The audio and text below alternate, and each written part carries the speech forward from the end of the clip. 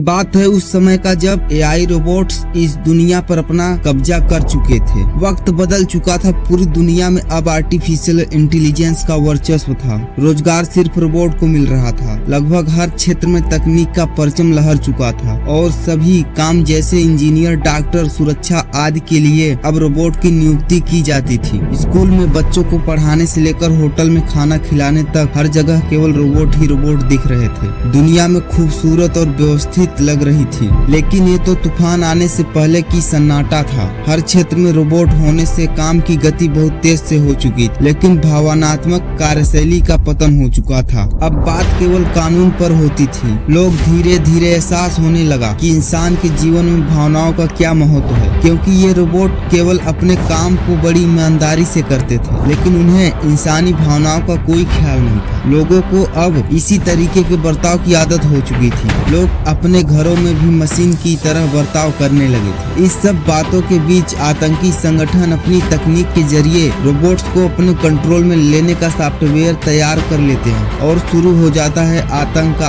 आगाज। देखते ही देखते शहरों की व्यवस्थाएं बिगड़ने लगती हैं। पुलिस में ड्यूटी कर रहा रोबोट अचानक अपनी बंदूक निकालकर भीड़ के ऊपर गोलियां बरसाना शुरू कर देता है। ऐसे ही कई क्षेत्रों के रोबोट्स अपने कंट्रोल से बाहर जा चुके थे। दिन प्रतिदिन ऐसी घटनाएं आम होने लगी। कभी कोई रोबोट रेल पलटा देता तो कहीं कोई रोबोट डॉक्टर इलाज के दौरान मरीज की जान ले लेता। आए दिन ऐसी घटनाओं से प्रशासन की चिंता बढ़ जाती है। उन्हें समझ नहीं आता कि अब इतने सारे क्षेत्रों के रोबोट को दोबारा कैसे परिवर्तन किया जाए, क्योंकि इंसानों को किसी सॉफ्टवेयर के जरिए कंट्रोल नहीं किया जा सकता। इसलिए प्रशासन के अधिकारी सोचने लगे कि क्यों न जिम्मेदारियों से भरे कार्य को करने के लिए रोबोट नहीं बल्कि इंसानों का ही इस्तेमाल किया जाए, ताकि वह अपनी सूझबूझ से निर्णय ले सके। लेकिन यह काम अब जटिल हो चुका था, क्योंकि हर क्षेत्र में रोबोट से ही काम कर रहे थे। धीरे धीरे कई रोबोट अपना कंट्रोल खो चुके थे। उन्हें मजबूरन लेजर के जरिए खत्म करना पड़ रहा था। यहाँ तक कि शहरों में चलने वाली गाड़ियाँ भी अब बिना ड्राइवर की चलती थी। इस वजह से उन्हें भी हैक करना आसान हो चुका था।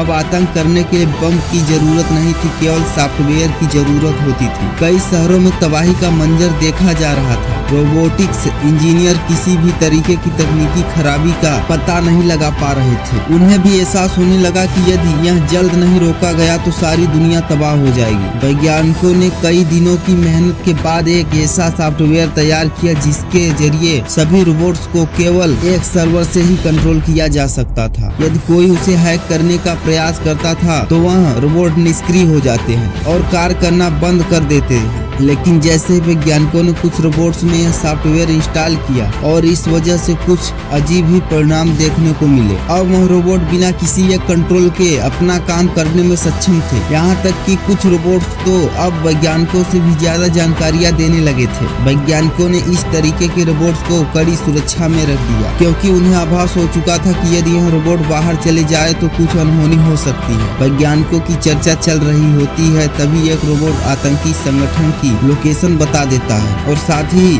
वह सभी संक्रमित रोबोट की जानकारी भी वैज्ञानिकों को दे देता है। सूचना मिलते ही एडवांस फोर्स सक्रिय हो जाती है और पलक झपकते ही आतंकी संगठन के पूरे ठिकाने को राख में ढेर बदल देती है। वैज्ञानिकों को अपने बनाए हुए सॉफ्टवेयर पर गर्व होता है और उन्हें अब लगने लगता है कि मशीनों को भी भावनात्मक होना चाहिए, तभी वह आम लोगों का जीवन समझकर उससे तालमेल बना सकेंगे। और इसी के साथ यह कहानी खत्म होती है। दोस्तों, अगर यह कहानी आपको पसंद आई हो तो इस वीडियो को लाइक करें, शेयर करें और सब्सक्राइब करें।